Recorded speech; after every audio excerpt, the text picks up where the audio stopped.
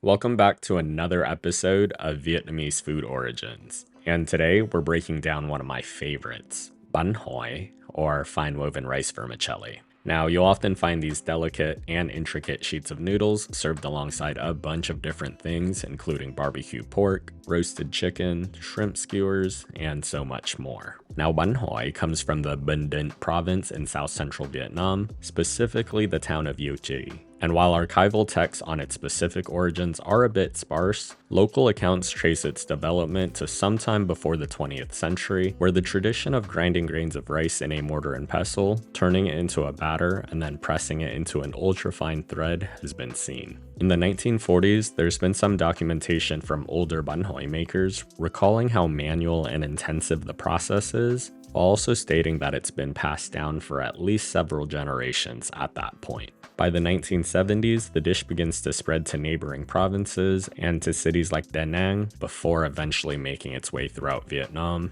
and globally. Now, what I think is really interesting though, is that no one can really figure out where the name comes from. But there are generally two schools of thought. The first one, according to elders in Binh Dinh, is that when the dish was first born, many people saw it and were curious about it, always asking about what it was. And in Vietnamese, that's simply hoi. And the other theory is that because this dish is often served at celebrations and engagements known as Đám Hoi, people began to associate the noodles with these types of banquets, eventually giving it its name. Either way though, Banh Hoi has become a dish that people can't seem to stop asking for. So if you like this Vietnamese origin story and you want to see more, make sure you hit that follow button and let me know in the comment section which dish or ingredient I should do next.